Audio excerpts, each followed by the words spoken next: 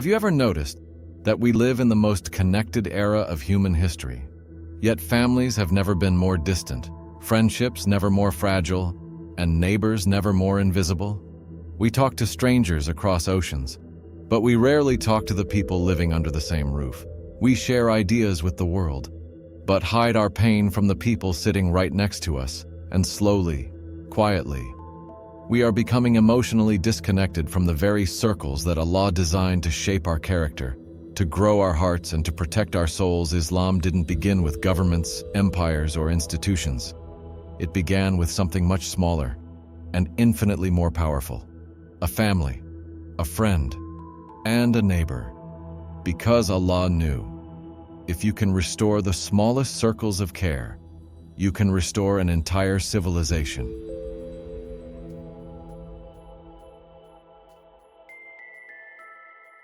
In the Qur'an, Allah constantly returns us to this truth. Your first responsibility is not the world. It is the people He placed closest to you. Allah says in Surah An-Nisa 4:36, "Be good to parents, relatives," a reminder that righteousness starts at home. And in Surah Al-Isra 17:23-24, Allah commands us to honor our parents with humility, never even raising our voice in frustration. Why? Why does Allah give so much emphasis to something we often treat as optional? Because your character is not tested by how you treat strangers. It is tested by how you treat the people who know your weaknesses, your flaws, your habits, your moods. A kind word to a stranger is easy, but kindness at home, that is the true measure of your soul. And Allah reminds us again in Surah At-Tahrim 66:6, "Protect yourselves and your families."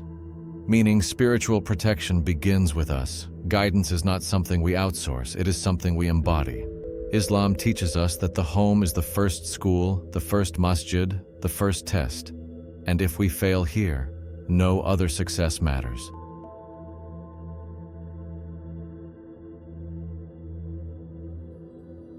If family is your foundation, then friendships are your environment. The Prophet ﷺ said, "A person is on the religion of his close friend." This is not poetry. This is psychology. Centuries before psychology existed, Allah warns us in Surah Az-Zukhruf 43:67. Close friends on that day will be enemies to one another, except the righteous. Meaning, friendship is not neutral. It is either pulling you toward Allah or away from Him. Your friends are not just people you hang out with. They are people you become. Islamic philosophy views friendship as a spiritual contract. You shape my soul, and I shape yours. This is why the Qur'an repeatedly praises those who support each other in righteousness. In Surah Al-Asr 103:1-3, Allah gives the formula for human success, and one of the pillars is encouraging one another to truth and patience. Not encouraging gossip, not encouraging sin, not encouraging laziness, but encouraging truth, encouraging discipline, encouraging growth. Allah is telling you, choose the people whose presence upgrades your soul.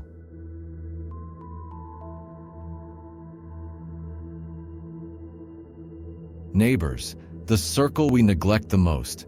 We live beside people for years without knowing their names. We share walls, but not humanity. Allah addressed this head-on in Surah An-Nisa 4:36. "And be good to the neighbor who is near, and the neighbor who is far." Why mention neighbors in the same verse as worship, parents, and relatives?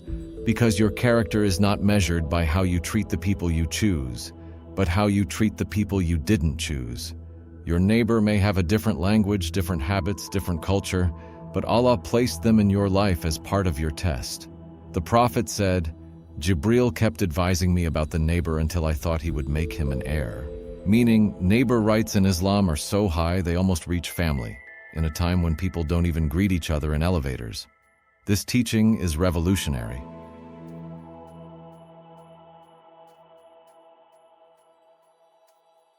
Why did Allah focus so intensely on these three relationships, and family, friends, and neighbors?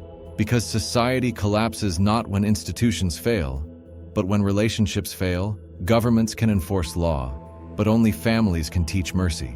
Masjids can gather people, but only friendships can transform them.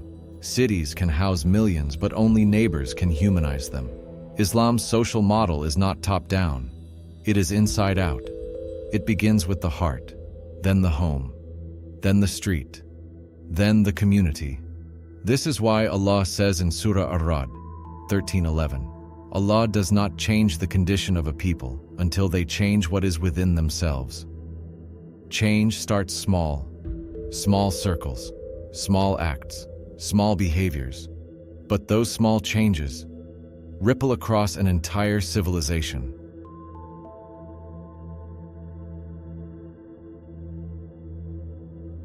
Look around you. Homes are broken. Friendships are superficial. Neighbors are strangers. And what was the result? Anxiety, loneliness, isolation, individualism, depression. These are not just psychological problems, they are spiritual problems.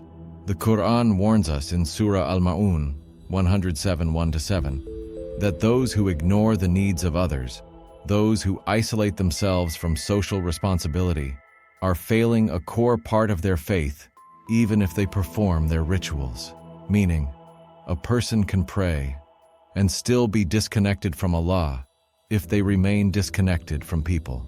You are not judged only by your vertical worship between you and Allah, but also by your horizontal worship between you and His creation.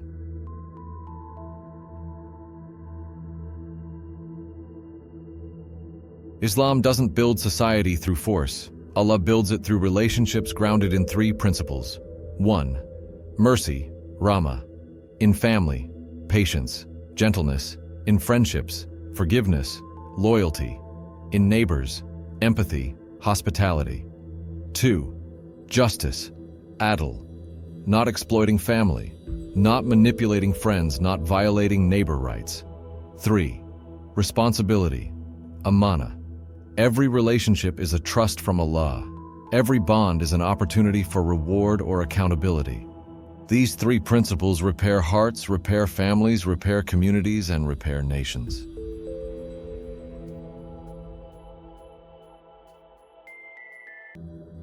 Circle 1. Family. Start with one act of kindness daily. Rebuild conversations. Apologize first. Be present without screens. Initiate family dua together. Circle 2. Friends. Choose one righteous friend and build deeper connection. Distance yourself from negative influences. Have one weekly spiritual conversation. Something that elevates, not drains. Circle 3. Neighbors. Greet them regularly. Offer help when needed. Share food occasionally. Be the reason someone feels safe living next to you. Small acts. Massive spiritual impact.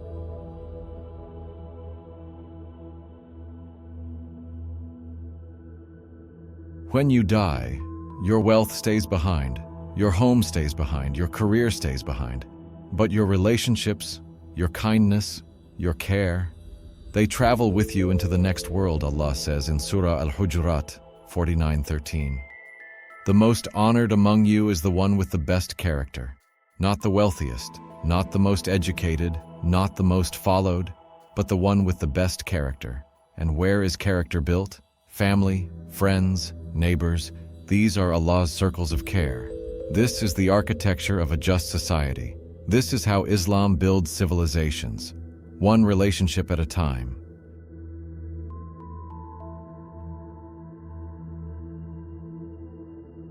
If you want to change the world, start with the people Allah placed closest to you. Nurture your family, choose your friends wisely. Care for your neighbors, because in Islam, society is not built by systems. It is built by souls, and the soul grows in circles of care.